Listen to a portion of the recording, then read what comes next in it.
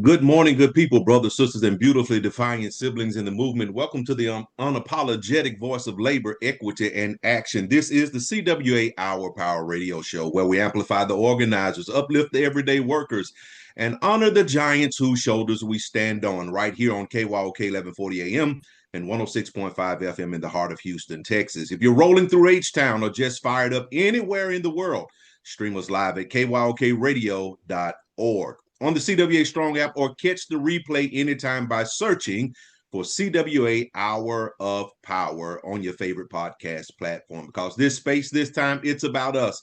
That's right, it's about us. We're talking union contracts, organizing victories, labor rights, human dignity, fair pay, and bold everyday resistance to injustice in all its forms. So whether you're on the job, in your car, at the kitchen table, or deep in the fight, lean in. Honk your horns if you stand with workers.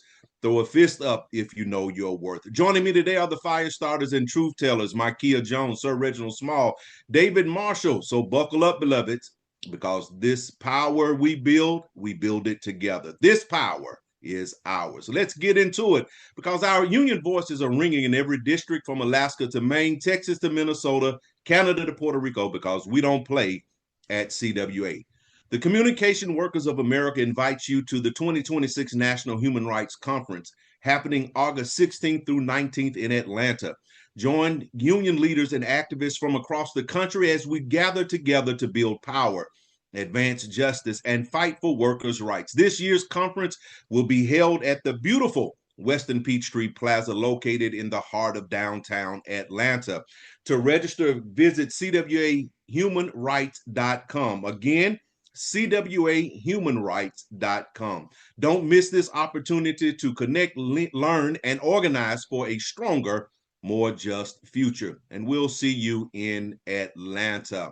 All right, there's been a lot of things going on this week over the past few days, and we got to get into it. We've got to talk about it because here we are after the gutting of the Voting Rights Act.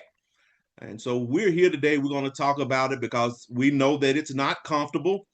It's not going to be polished, but it is a necessary conversation that we have because many people in America are acting like the erosion of voting rights is just politics. No, my friends, my brothers, my sisters, my union siblings, voting rights are human rights. The right to vote determines whether your schools are funded, whether your hospitals stay open. That's why we have so many closing in rural areas. Whether your water is clean, whether unions survive, whether wages rise, whether roads get fixed, whether democracy itself survives. And since the gutting of the Voting Rights Act of 1965, we have entered dangerous territory.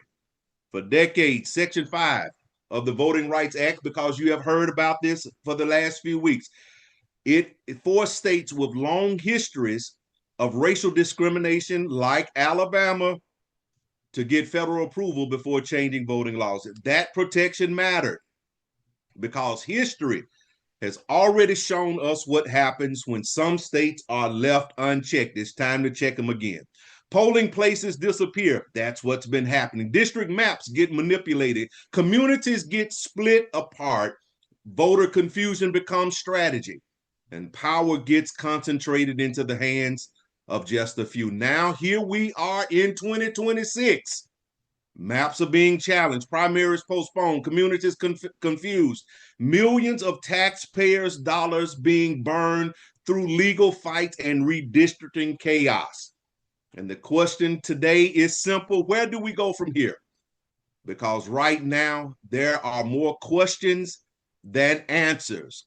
But one thing is crystal clear: the labor movement, especially organizations like the CWA Human Rights Department, cannot afford to sit still. We need immediate education, immediate organizing, immediate training. And yes, we need a serious conversation about implicit bias and how to build an anti-racist legislatures in America. Not performative legislatures.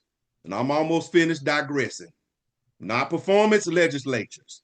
Not symbolic diversity. We need anti-racist governing bodies, because representation without justice changes nothing. So come on in here, Reginald, because I know you have a lot to say. about this topic today? Well, Errol, there is a lot to say, and it certainly can't all be said in an hour. It's just kind of devastating that we are in this particular um, place in history. But a lot of people, Errol, when we hear the Voters' Rights Act, we think it's some old civil rights history lesson. But the Voters' Rights Act of 1965 was one of the most successful civil rights measures in history. Um, it ended the political, the purpose was to end the political hold on the Jim Crow policies in the South and related discriminatory practices actually nationwide. It is one of the most important things that has ever happened in history. So it's Mm-hmm. actually shocking that there seems to be this methodical change spreading across where? Across the South all over again. It was actual guardrails that were actually put in place, and it wasn't put in place easily. Remember when I say Jim Crow, that if you want to talk about your history lesson after Reconstruction, Jim Crow was put in place to put people to suppress people's rights, actually, in a very harsh way, and it lasted for years and years. So it's about power and who's holding the power. And I just want to say, to jump to piggyback off that, it's it's still happening, right? Like there's still some places in the South that have are still impacted by Jim Crow and those laws. And to me, it's just blatantly obvious, right? Because literally as soon as the repealment took place, they went and redrew these maps Immediately. immediately. Right. So first, for in my mind, it was like they had the map redrawn before they even had the law repealed. It was like They they had did. that in the car waiting in the cooler to go pop that thing out right at lunchtime. And so the fact that people are acting like, oh, it's not a thing and it's not necessary. And I'm like, well, if it's not a thing that's not necessary, then it wouldn't have been a conversation because people don't tend to give attention to things that they don't care about. I agree. And there is a concern there, Makia, that when we're talking about gerrymandering, we've heard this term so much, and I think people aren't really paying attention to, it's my opinion, people may be paying attention, but I think the average person isn't really paying attention to what has actually taken place. And when we talk about predominantly it impacted the South, I've been hearing commentary. I listen to so many different podcasts and radio shows and TVs, and they're just real nonchalantly saying, "Oh, well, the Supreme Court said that we could do it, and we're just going now. We're abiding by the rules, but you eradicating the voice of the people, and you're changing something as if discrimination isn't real." And now they're saying that I'm hearing this, and I'm still struggling with this. That there's partisan gerrymandering, there's racial gerrymandering, but to me, they intersect. Oh, Because yes. in certain areas, when you're thinking about gerrymandering, well, in the South, I think polling shows, and I just common sense tells you that the average Democrat is African American. Not all, but in some cases. So if you start saying that, okay, we're just going to eradicate this one, well, where is the voice? Where is the voice? Mm-hmm. And it's insulting to say to me that, oh, well, black people can vote for who they want. Well, yeah, you can. And if it was that easy, why are you making these changes? You're strategically doing something to build power for someone. Now we can Yeah. discuss what kind of who you're building it for. That's up for discussion. It's up for discussion for some people. It's not up for discussion for me because I know what the power means. But that's the conversation. It's very but it's a conversation we need to be having in our households and with the generation who's going to make the difference in all of this. But it's not by chance that almost every former Confederate state is has moved so quickly to redraw districts that dilute black voices and other, the leading key parts of the Voting Rights Act, show that that's why these protections were needed in the first place. A lot of folks have asked me, well, they're still getting the vote, and I'm like, yeah, but if you're had a predominantly 80% black voting representation, and you now cut that into 4 pieces and add it to these other areas that were not predominantly, that demographic, it dilutes that demographics representation so that they'll never have a voice in either of those new districts that they've been put in. And why is it only happening in those particular areas? It's to stifle that voice. For me, what's really getting me is I just don't understand the whole, well, I do understand, so let me not say that. I just think it's ironic that these things are by design to make sure that the it's like you can draw these voting maps, right? To have whoever you want represent these areas, but the rest of the map doesn't change. And just follow me along with this for a second. And so, like, these can still be impoverished communities, right? Like, these are still communities that aren't going to receive the same type of benefits or tax dollars or funding, right, for their schools or their roads or whatever, like other areas might receive, right? But when you draw the redistricting, they're still represented by the same people that live over there or by a person that's from over there. And I'm just trying to figure out how that makes sense.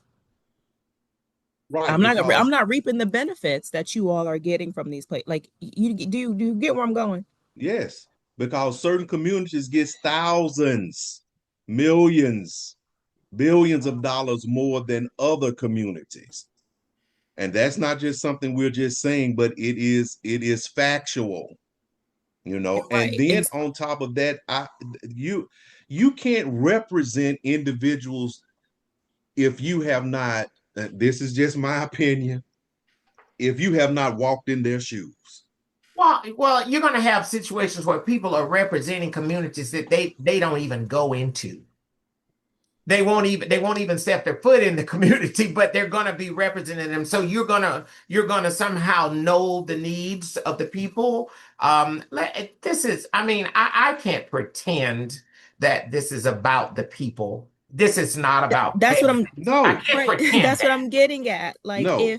if you're supposed to be my representative, right, then that means you need to represent and show up for me the same way that you show up for all of your constituents. And so Mm-hmm. if you're going to cut these black and brown neighborhoods and slice them up like that, then what I'm assuming is they're now going to reap the same benefits as now whatever the rest of the 80% of that demographic is, right? Like, why are we only why are we only drawing the map into where it becomes, that that's who you represent, not necessarily how taxes and things are like that are doled out. Like, if we're going to draw these maps to be inclusive, right, because that's what they're saying, like we need to include everyone. So if we're going to be including everyone in these maps and these lines, are they going to get now the same benefits spread out through this whole new district? Well, I hope you don't hold your breath.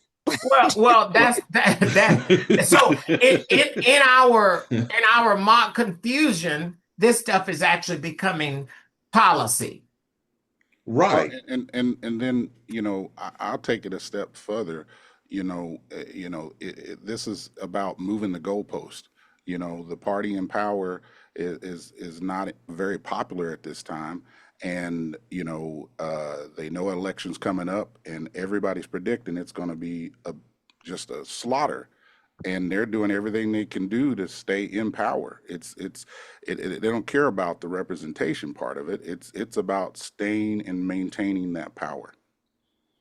Yeah, and power is not the bad thing. It's the abuse of power that's when your trouble comes.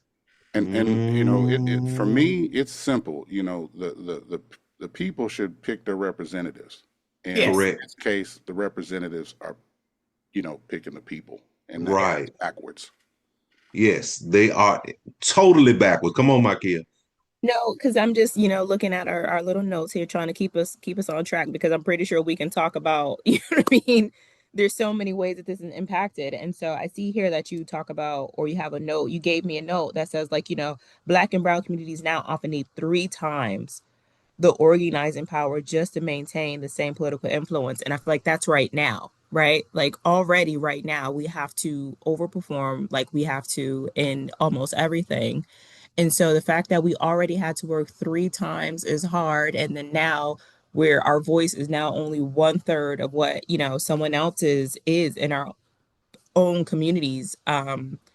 It's crazy because, like, what I'm saying, like, I'm not the greatest mathematician, but I'm like, is that 3 squared now that we got to work? Is that 3 times 3? Is it 3 to the third power? Like, what do we got to do now to just get a say in how our own lives are governed, right? Like, we have to, again, overperform and overextend to have a voice in how our own communities are governed. And it just doesn't make sense to me. And what's what's more for me is we don't allow that, right? Like, we don't allow, or well, maybe we do in this administration, but we don't allow other governing bodies to come into the United States of America and tell us what we're going to do in our own country. And so the fact that we're going to allow somebody in the United States of America from another district to come into our district and our community and tell us what we should do or we need to do, it just seems un-American to me.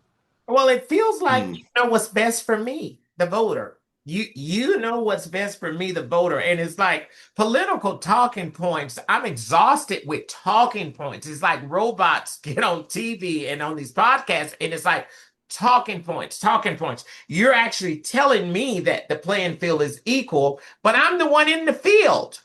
And it's Right. like, no, it's not equal. But because if you tell me enough, I'm actually supposed to, I guess, believe it or start processing it. I don't know. I guess they say it all starts in the brain. I guess so. If you tell me enough, then I start thinking it is equal. But my lived experience doesn't reflect the same. Well, And, Rachel, and you we in the should be field. able I'm to still in the.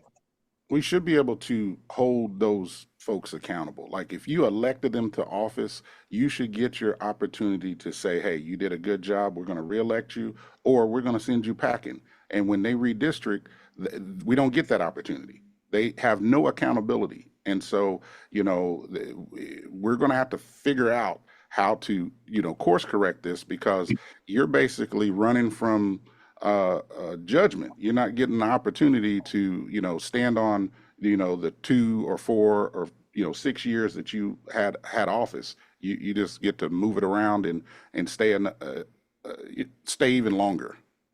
Now, I want to know how much this is costing us, because on top of the billions for this war that nobody wants to be in, I wonder how much is this gonna cost us? How much is going to cost the taxpayers? Reginald, you got some type of idea how much this gonna cost us? I have actually no idea, Errol. I hadn't even got to the point of talking about cost. And I mean, that obviously we must be printing money. I mean, every day I hear it's $1 billion for this, $1 billion for that, a couple of billion for that. So I don't think money is the issue here, Errol. It's back to power, POWER. And so whatever the cost that is to maintain or to gain additional power, it just seems like that's where we're headed there. So cost absolutely means nothing in this as far as this conversation, as far as I'm concerned. Well, Now, and for I would add, though, that Errol's kind of onto something, because it do cost money to redraw maps. It do cost money reprinting voting materials, because we have whole elections going to have to be rerun, or they changing precinct information, or holding special elections. I mean, even the court battles cost money. So there is a cost to the taxpayer that, with all of this chaos. absolutely Y'all said right. how much Now, Do you think, though, with the cost and with my facetious comment there, it's cost, to your point, it would cost taxpayers millions. But is that a factor? I mean, is that no, going to stop anybody from doing it? no, it's not a factor for them that are in power that want to do this, because in the state of Alabama, it is rumored to cost $5 million to handle all of this. And that means you have everything going on. You got the redrawing of maps, like David said. You got the reprinting of the voting materials. You got to have special sessions. And guess what? We finna have another special session in August. Okay. I have a question too then. Um, And so when they read, everybody isn't as educated on this. And so when they redraw these maps, right? Do I have to now, am I gonna have to maybe travel further to vote? Am I even still in my same district or precinct? Like, am I still gonna be able to vote at the same place now with these new? They don't That, know. that's up to, that varies by states. That part of it is put into place by the states. So that varies. I mean, some states like Texas, for instance, we just had a change and it caused a problem. It was a change in where we voted for years. We no longer vote there, and it was some confusion and some conspiracy theories and all of that. So I believe that's actually controlled by the state. And So yeah, so like here in North the other thing Carolina, that sorry, but like with early voting, right? Like I can vote wherever, right? As long as I vote in the state. But if I don't vote early, I have to vote like at one of my precincts in my district. And that's what I'm saying. And so with this redrawing, like just think about it. Like if I'm, maybe like just say I'm located in the center, right? Like if I'm located in the center and now I've been redrawn to a map that's more, goes maybe tends more to the southeast direction or whatever. Am I gonna now have to travel there to vote? I don't like to answer something I don't know, but I think your voting precinct depends on your address.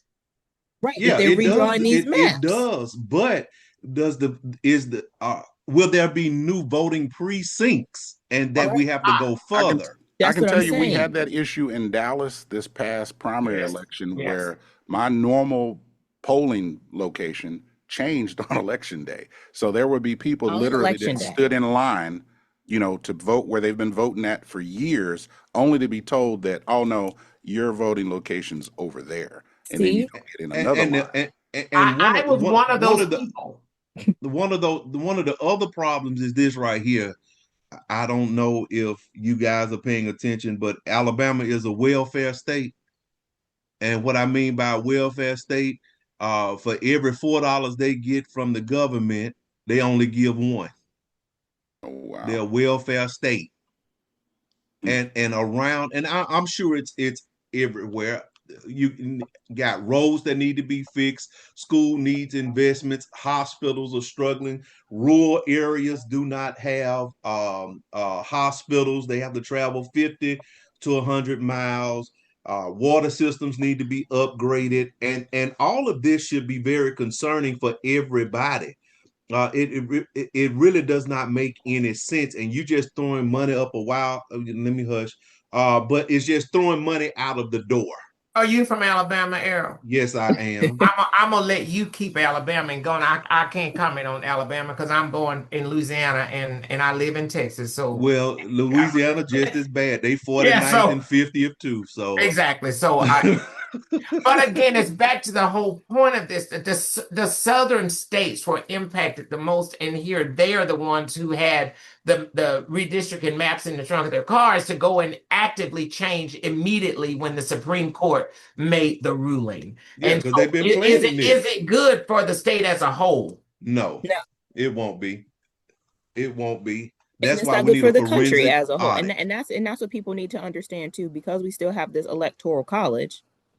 It's not good for the country as a whole. And I think that people aren't putting too well, some are, but I don't think people are looking at it as a whole. And I think that as a society, right? And we need to look at things as big picture. And so what people are doing is they're thinking, okay, well, if that's what they want to do in the southern states, that's fine. I don't live there, or it doesn't impact me. And the thing is, because we have this electoral college, it does impact you. The thing is, because of the way that, the House and the Senate are made up, it does impact you. If it's more of those people who want to have certain things going on or keep certain people behind, it's going to impact you. The things that they do in Alabama is going to impact you in New York. The things that they do in Louisiana are going to impact you in California because the things that they've done in these places impact you now. Hmm. And And this is why I think we need to dust off that implicit bias training and start it back up, because racism today is not always wearing a hood. mm, Sometimes it's walking in wearing policy. Sometimes it hides behind the legal language. And then the other thing it hides behind is, and we will hear this forever and a day, states' rights. That is nothing but a dog whistle. It hides behind fairness and it hides behind tradition, but the impact is the same, and that's why uh, implicit bias needs to be taught. We need to get back into that training. And we got to hit the streets. I really believe that we've got to engage in this battle, and it is a battle. I was fortunate enough. I was at a Defend Democracy dinner a couple days ago where I had an intimate conversation with Congressman James Clyburn. He was the guest speaker there, and we were discussing the SCOTUS decision, and gerrymandering is going around the South today, and I listened to him talk about how they had to go through all of these things to get these rights, and my response to him is that if he and his generation could walk across bridges arm in arm, get knocked in the head to get these vote rights, then me and my generation can lock arms, get knocked in the head, and even knock some heads to keep them. And so I think we're going to have to do what we got to do to fight this all the way to the end, because a lot of people went through a lot to get us to this point. David, you singing to the choir this morning. I promise you, because I think all of us are there. And let's say this, because I said something about implicit bias, and we gotta say this, and I know we gotta move on.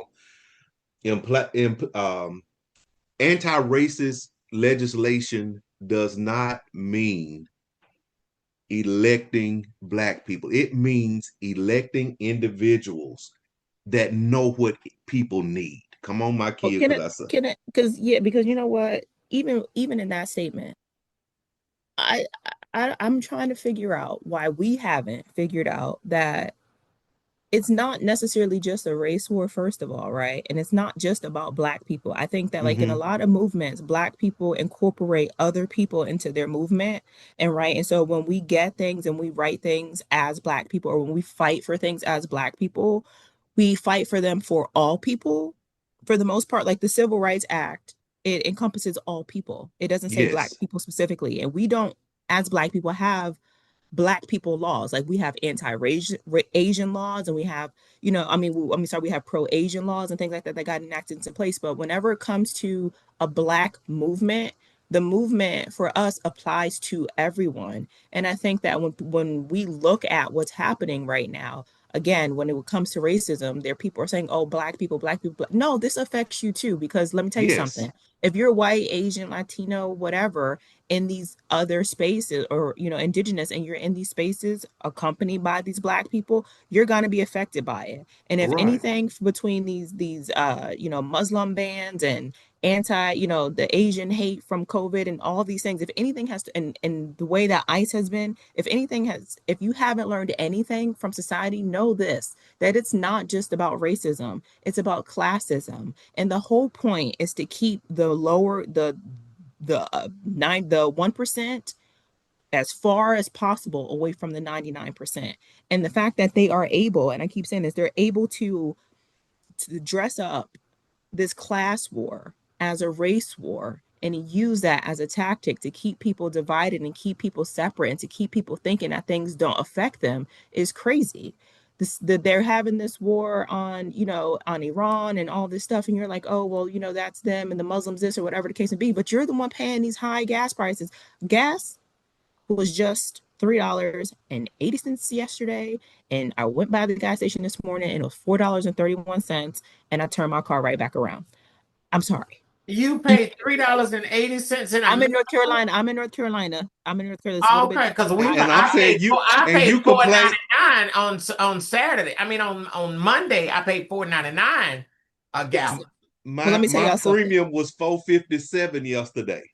My princess privilege don't even like taking myself to the gas station. Okay, so just imagine the horror that I saw when I decided not to get gas yesterday, and mosey on home, and they have to try to get some today. And I was like, oh yeah, I need to stay in the princess's place because there's no place for me at the gas station, apparently. Well, you better not run out of gas. I know that much.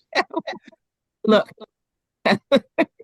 But all right. So Yeah, So my let's question move on. is for all of us, where do we go from here? Clearly not to the gas station. But we have to go to these polling places. Because again, even with the, the jokes about the whole gas, because it's not a joke, it's dead serious. There are people that are supposed to represent us that could have prevented this from happening. That's all I'm gonna say.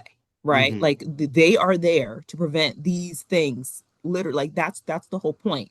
They're there to represent the people and say, like, this is not what the people want. This is not what the people need. This isn't sustainable.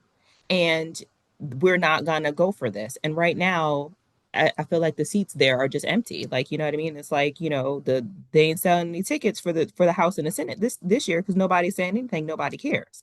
And that's what we need to do. We need to get people in these positions that not only reflect the communities in which they serve, but that are actually going to serve the communities in which they represent. Well, let me throw And this in here. it was never something that was just handed. Remember that. Right. It was never magic. No one just touched something and made a change. People had to actually fight for years and years in order to get the Voters' Rights Act enacted, so signed into law. So, I mean, it's the same thing. You build coalitions, you train the people, you register voters, you educate, you don't stop. You definitely don't get weary now. This is the worst time to sit down and get weary. That's right, children. Don't get weary. Now I got as my Kia said something. I hope my thought comes back to me. Here it is, right here. What if the voters have sat down on their apathy for so long, and that's why we are where we are right now? I'm not gonna take that, Errol. Yeah, I'm not just taking that bait. I I'm just just put it gonna out take there. it. That's it. It's strategic planning, scheming, and some other stuff Mm-hmm. that's caused that. Now on the other side of that, maybe we haven't talked enough, maybe we haven't done enough, and maybe, but I there are too many people who are still in a movement doing work every day that to say that we sit down. I won't accept that. All right. Well, Well, speaking of that, we're going to move on over to the Marshall Minute, and we're going to talk about how being nice well, and hold up. Wait, apathetic wait, wait, wait, will wait, wait. wrap this up because I can't wait to hear what David got to talk about because baby, Well, you just hit your mute button for a minute. Let me introduce David.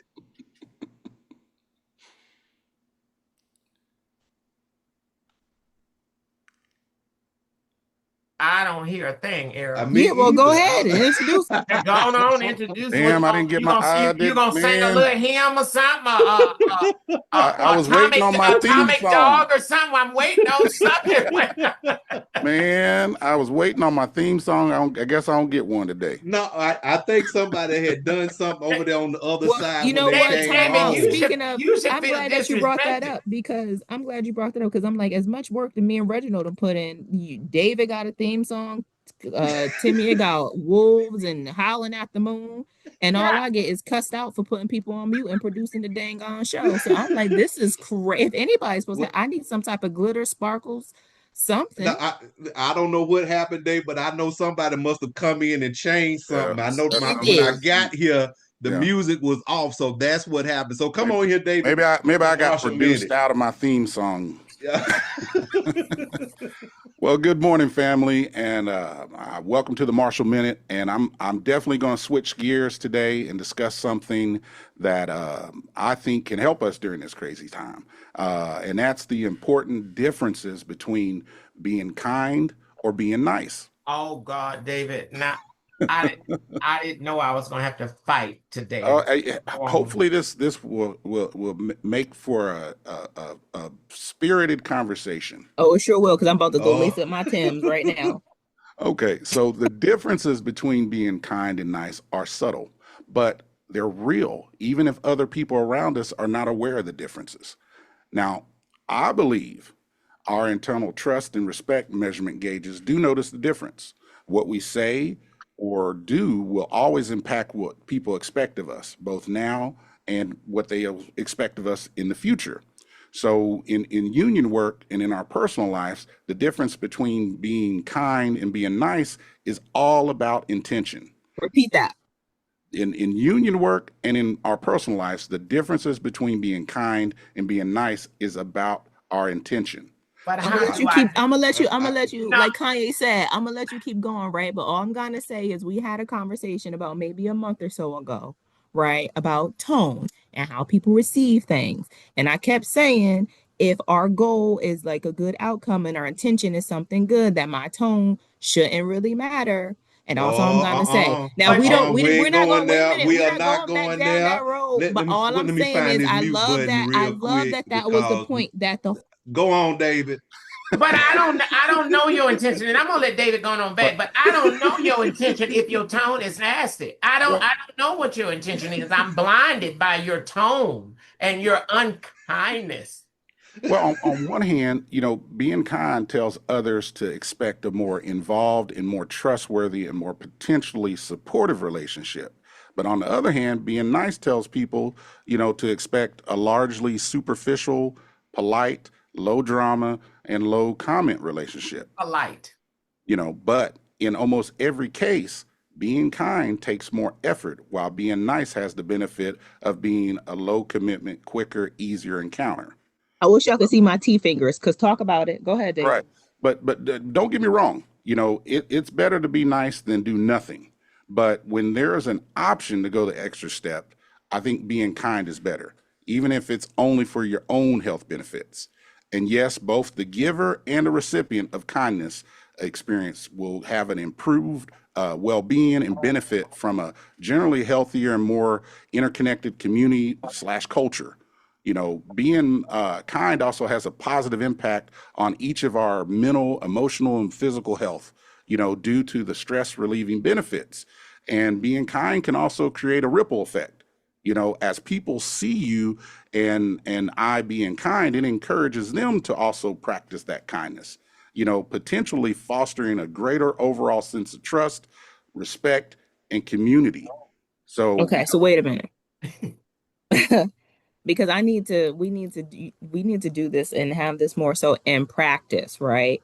Because I hear you and I think a lot of people hear you, but I do think that people still don't know like the difference. Like if you are about to walk into some mess or say some mess, or I know that if you say something, it's gonna be some mess, right? I have the choice of being honest with you and letting you know, because my intention is so that you don't embarrass yourself, right? And so I have the option to be like, you know what, David, I don't think that's a good idea, honey. And you might not like it, even though I'm being kind, I'm trying to protect you, and my intentions are good. Now, on the other hand, somebody be like, you know what, that sounds great to me. I think you know what, it was fabulous. And they lying because they want to be nice and they want to protect your feelings. And so, how do we look at that, right? With practicing kindness, and because you say, it goes both ways. And so, me being the kind one may not always be received as good. Well, I think we're mixing up. Well, I don't think we're mixing up. I kind of agree with you to some degree, but I think we're talking about something else, maybe outspokenness and our tones and all of that. But I think that kind is the core. I can actually feel kindness. You can feel kindness before you speak, but the nice part is the bow that's on top of the box. I think that's it. And I don't know why we can't be both. Well, Well, let me throw this in here right here. Kindness usually shows up when nobody's watching. hello. That nice stuff is just performative. It's the bow, it's the pretty bow, but kindness comes from within. I love kind. I think for But me, kindness is like really similar to integrity. And so that's what I'm saying. And so I already see here, because again, I'm the producer, so I get to see the notes. So I can't wait till David gets a little further in his statement. Go ahead, David. well, and the thing is, being nice is for you. Being kind is for me. That's the way I internalize it. Okay, wait a minute. Wait a minute. Say that I again. want to know why my kid's so happy over there because I don't get it. Yeah, yeah. When I'm being nice to you, that's for you. That's to make you feel Yes. good. When I That's the yeah, outer yeah. piece. When I'm being kind, that's for me. That's But for me to feel that's being genuine. right. And Okay. and the thing is, over time, we've all heard that, kindness is weakness, but that is not true. No. It's a strength that builds trust, respect, and it's a catalyst for loyalty and cooperation. But David, I'm sorry. I'm sorry, but that's why you always hear people say, "Don't take my kindness for weakness." Oh yeah, Okay, definitely. I'm just saying, because I'm telling you right now, you take my kindness for weakness, and you're gonna get a whole nother side of me that you ain't gonna like. And it's gonna be, go ahead, David. I'm Well, sorry. and you're so right. It can inspire people to greatness, giving them confidence and the courage to be and become their best. To be kind, we got to tap into our empathy, but we also got to be wanting to generally invest our time and energy into someone else's well-being. So here's a good example. Like, say you have a new employee, and you come up to them and you say, "Hey, there's a great coffee shop called Hallbucks on the third floor of your union hall." That's a nice thing to do.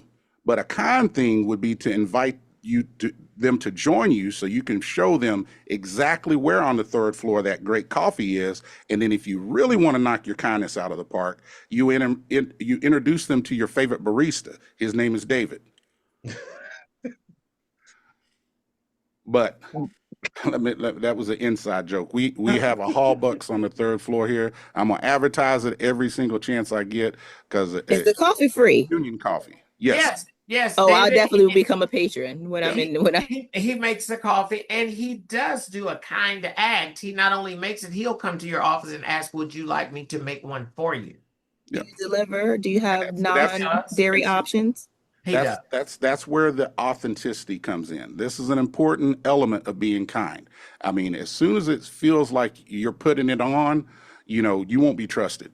So this isn't about becoming kind or forcing kindness. It's more about, recognizing all the opportunities around us to generally demonstrate kindness. Therefore, we build our brand and deepen our relationships.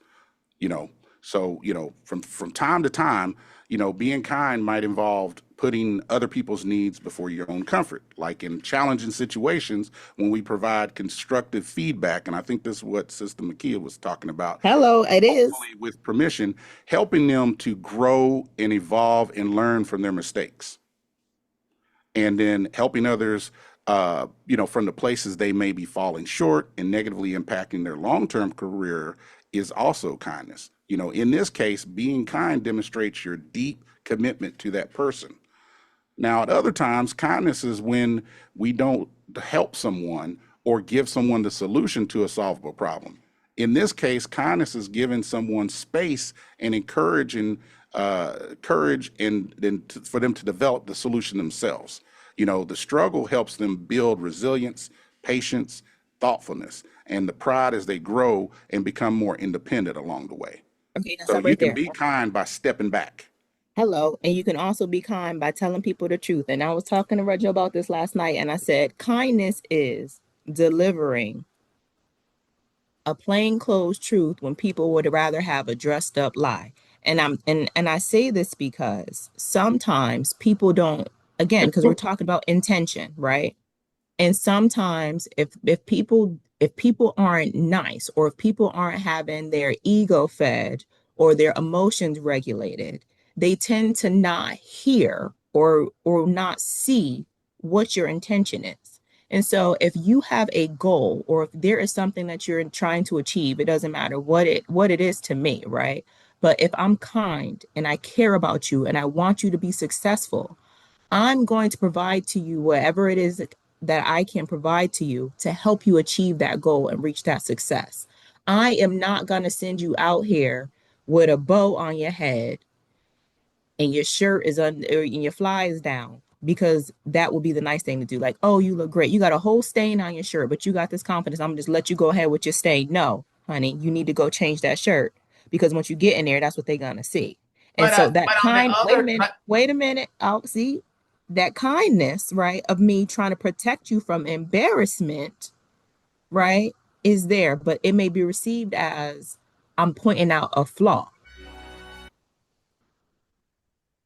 Well, and I think all of wait that a minute, she said, David. all that Wait. what she said is true, but you got to be able to, you're able to give kindness, but you also got to be able to receive some kindness too without getting mad. Oh yeah, I like to receive kindness because Yep. Reginald is about to send me some cookies Right. all the way from Texas, and then Well, hopefully put some coffee in that bag too. but also a kind person would recognize that I may need my emotions regulated on any particular day. It's Yeah, go to it's okay. therapy. That's what they pay them people for. That's why you have kind people in your life to sometimes give you that extra pat or the extra stroke that you actually need to get through the day.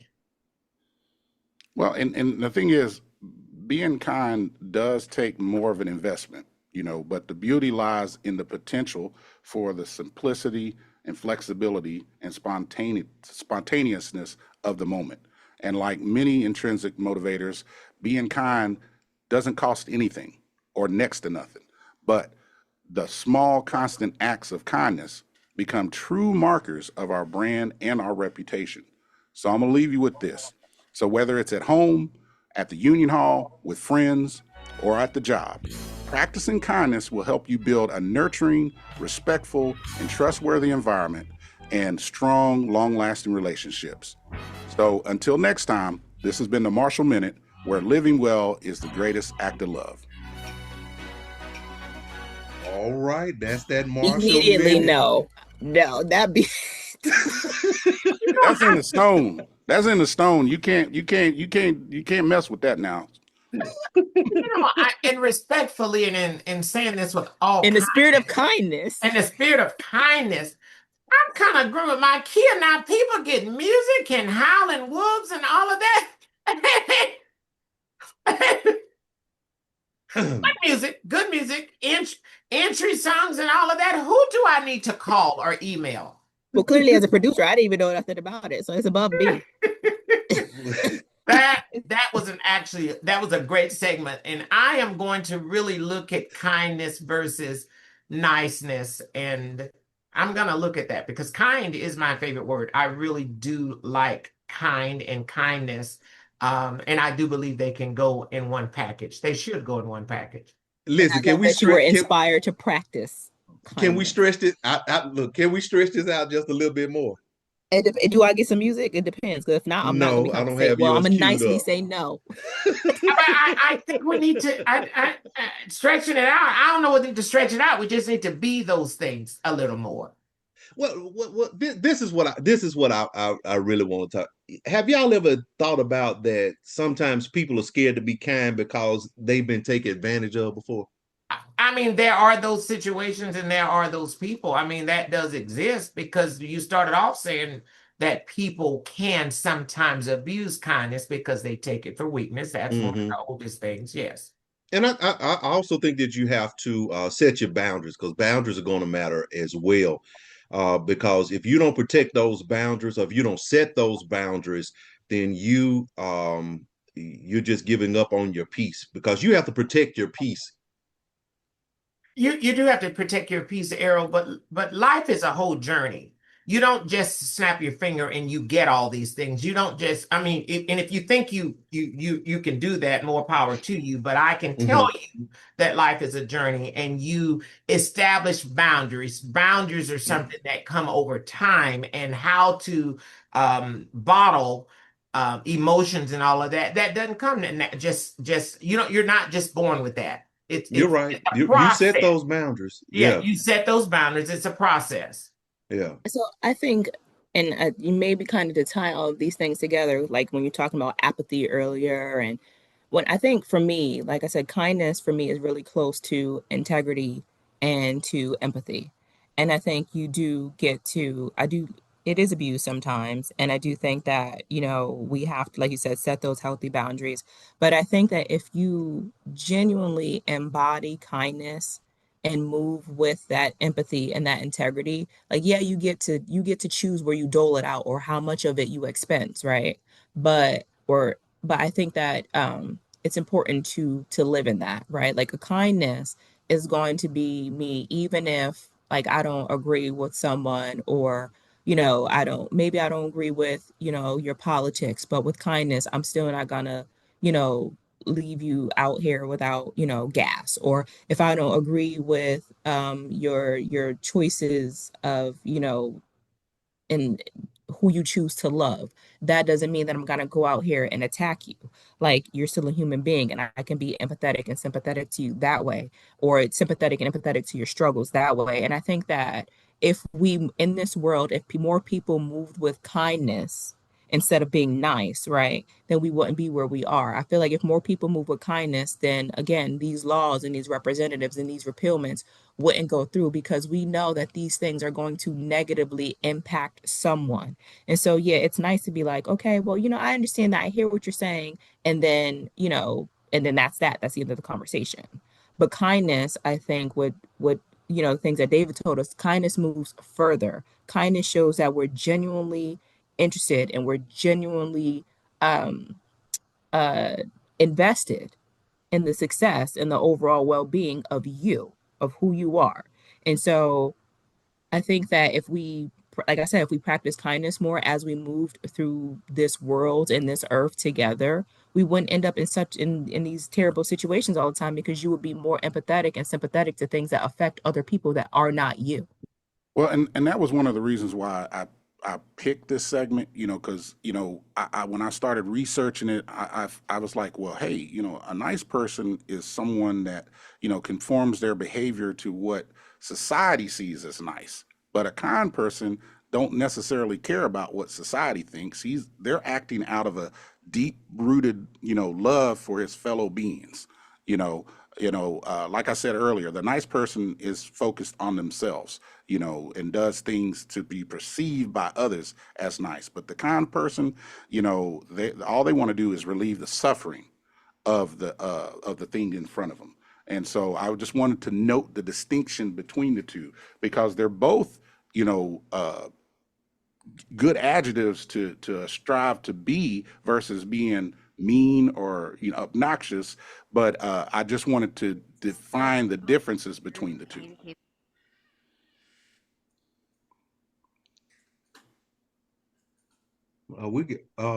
You see that?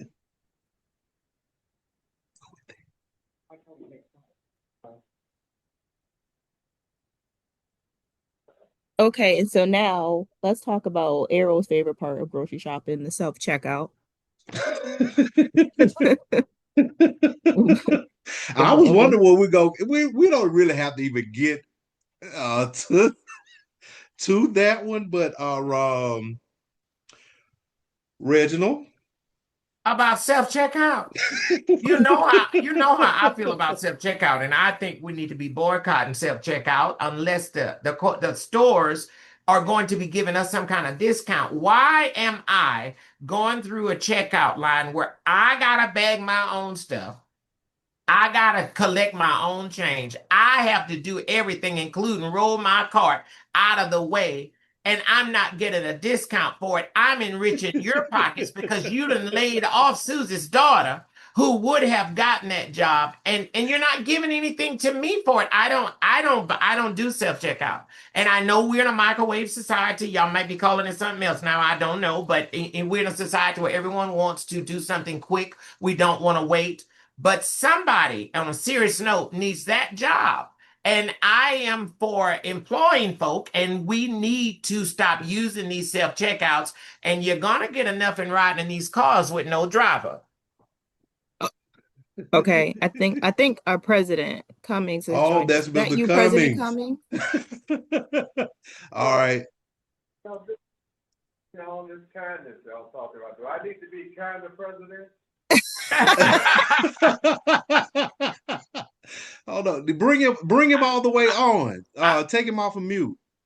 No, he's at the station. Okay. Yeah. Come up to the microphone, Mr. Cummings. Am I muted now? You're We can hear you you're a little low. far.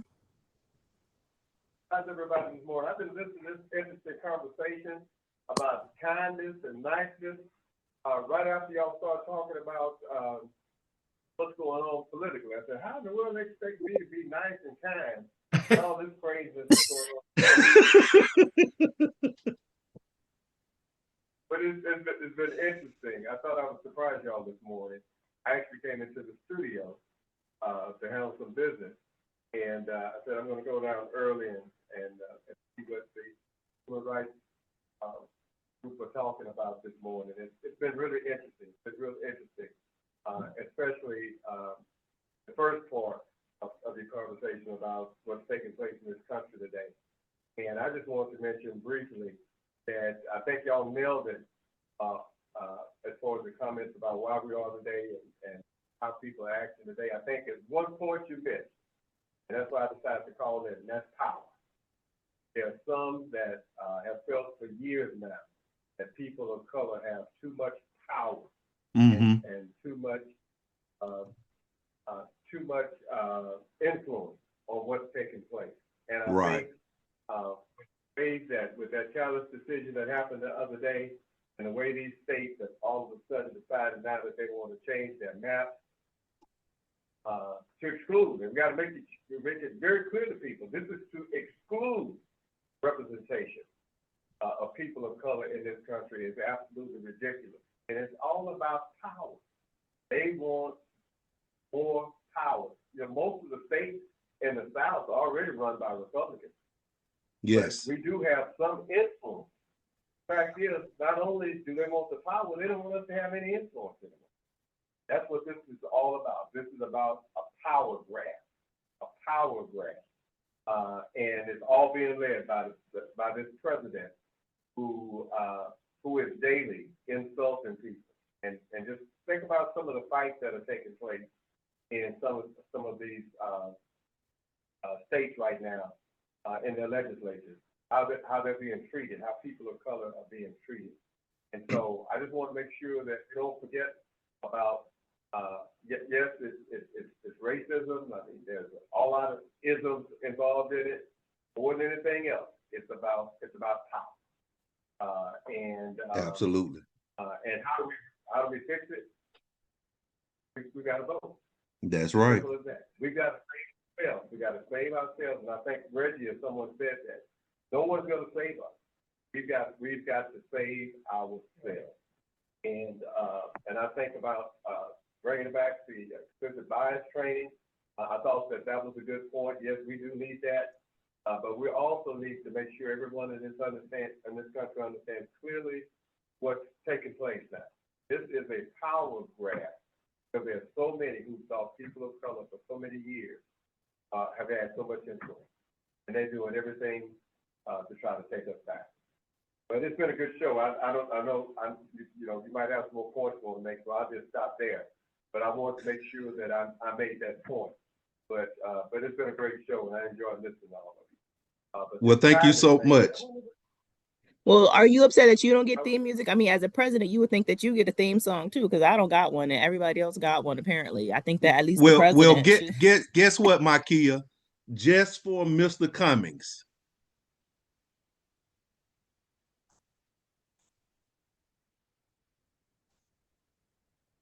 Are you gonna sing, Errol? Are you gonna sing? You gave that man a moment of silence.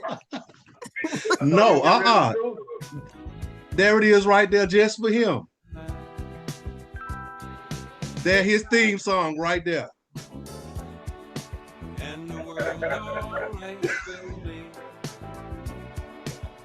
Well, just one look at you.